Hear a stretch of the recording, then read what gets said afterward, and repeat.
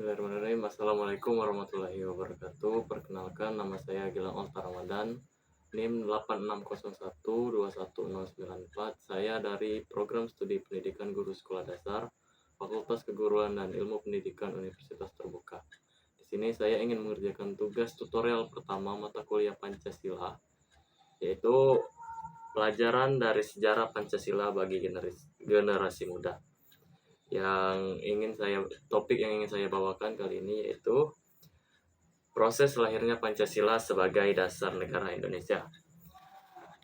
Halo teman-teman sekalian, pada video kali ini saya ingin membahas tentang proses lahirnya Pancasila, dasar negara Indonesia yang menjadi pedoman bagi seluruh rakyat Indonesia.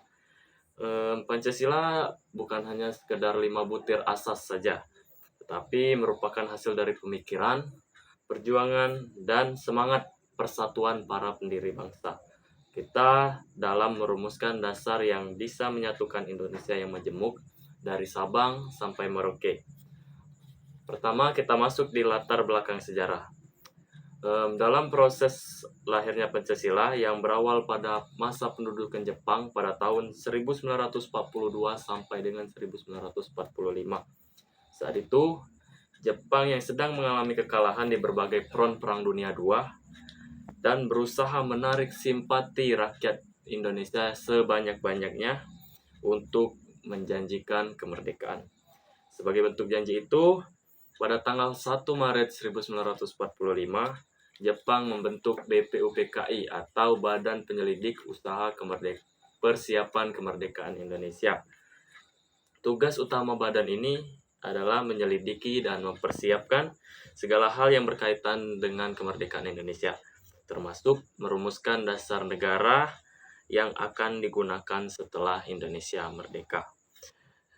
Kita masuk di sidang pertama BPUPKI. Sidang pertama BPUPKI dilaksanakan pada tanggal 29 Mei sampai dengan 1 Juni 1945. Sidang ini menjadi momen penting karena disinilah para tokoh-tokoh pendiri bangsa mulai mengemukakan gagasannya sendiri. Tokoh yang pertama berbicara adalah M. Yamin atau Muhammad Yamin. Ia mengusulkan 5 sila atau asas dasar negara, yaitu yang pertama, peri kebangsaan, peri kemanusiaan, peri ketuhanan, dan peri kerakyatan dan juga kesejahteraan rakyat.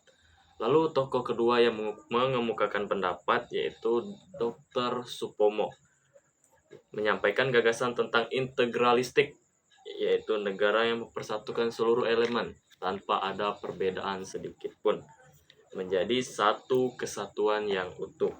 Puncaknya pada tanggal 1 Juni 1945, Insinyur Soekarno menyampaikan pidato yang sangat bersejarah. Dalam pidato itu, Soekarno memperkenalkan nama Pancasila yang terdiri dari 2 suku kata, yaitu panca dan sila, yang berarti 5 asas. 5 prinsip dasar yang dikemukakan Soekarno yaitu kebangsaan Indonesia, internasionalisme atau peri kemanusiaan, mufakat dan demokrasi, kesejahteraan sosial, dan ketuhanan yang berkebudayaan.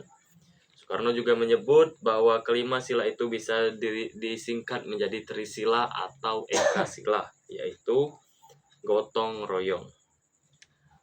Kita masuk di Panitia 9 dan Piagam Jakarta.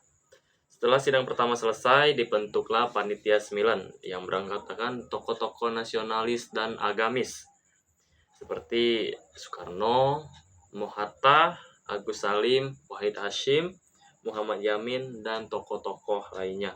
Panitia ini bertugas mencari rumusan dasar negara yang dapat diterima semua golongan. Pada tanggal 22 Juni 1945, Panitia 9 menghasilkan sebuah dokumen bersejarah yang bisa kita kenal sebagai Piagam Jakarta. Dalam Piagam Jakarta tercantum rumusan dasar sebagai berikut. Pertama, ketuhanan yang berkewajiban menjalankan syariat Islam bagi pemeluk-pemeluknya. Sila kedua, kemanusiaan yang adil dan beradab. Ketiga, persatuan Indonesia, kerakyatan yang dipimpin oleh hikmat kebijaksanaan dalam permusyawaratan perwakilan, serta dengan mewujudkan suatu keadilan sosial bagi seluruh rakyat Indonesia. Piagam Jakarta ini yang menjadi cikal bakal rumusan resmi Pancasila yang kita kenal sampai sekarang. Kita masuk di sidang kedua BPUPKI dan PPKI pada tanggal 10 hingga 16 Juni 1945. BPUPKI kembali mengadakan sidang kedua untuk membahas rancangan Undang-Undang Dasar.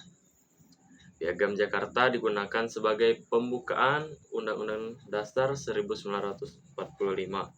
Tak lama kemudian, BPUPKI dibubarkan, tetapi diganti dengan organisasi baru yaitu PPKI, Panitia Persiapan Kemerdekaan Indonesia, yang dipimpin oleh Insinyur Soekarno. Setelah Indonesia memproklamasikan kemerdekaan pada tanggal 17 Agustus 1945, PPKI melakukan sidang pertamanya pada tanggal 18 Agustus 1945. Dalam sidang itu, PPKI mengesahkan Undang-Undang Dasar 1945, menetapkan Soekarno dan Muhammad Hatta sebagai Presiden dan Wakil Presiden Indonesia terpilih. Selanjutnya, dan menetapkan Pancasila sebagai dasar negara hingga saat ini.